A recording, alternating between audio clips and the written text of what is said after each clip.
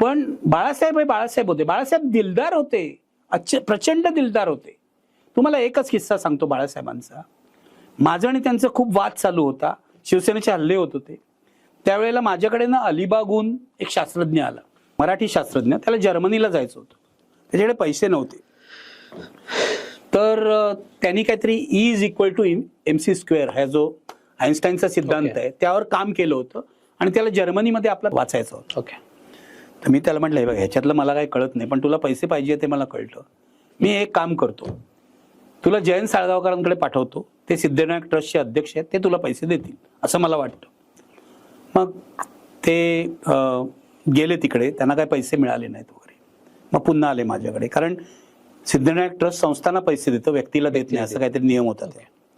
तर ते पुन्हा माझ्याकडे आले. म्हटलं, तुम्हाला आता 8 दिवसांनी जायचं आहे, अजून तुमचा विसा नाही, काय नाही, आणि पैशाची तयारी नाही. आता या क्षणाला तुम्हाला एकच माणूस मदत करू शकतो, तो म्हणजे बाळासाहेब ठाकरे. त्यांना जर तुमचं पटलं तर ताबडतोब पैसे काढून देतील, नाहीतर म्हटलं नाही देणार.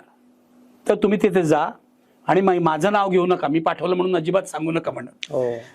म्हणजे मी जरा खबरदारी घ्यायला सांगितली त्याला. झालं, ते प्रकरण संपलं. अनेक दिवसांनी, महिन्यात 1.5 महिन्यांनी हा माणूस माझ्याकडे परत आला आणि मला, सर मी जाऊन आलो. म्हटलं, कुठे जाऊन आला? जर्मनीला. आयुष्यभर बाळासाहेबांनी मला पैसे दिले आणि मी जर्मनीला जाऊन आलो. तर ही जी वृत्ती आहे ना माणसांना मदत करायची, ओळखीचा नाही पाळखीचा, तो शास्त्रज्ञ जर्मनीला जाऊन आपला पेपर मांडून आला. आणि हे निखिल वागळेला सुचलं की बाळासाहेब पैसे देऊ शकतात. मी माणूस पाठवला, बाळासाहेबांनी पैसे दिले. हे बाळासाहेबांच्या मनाचं मोठेपण आहे ना.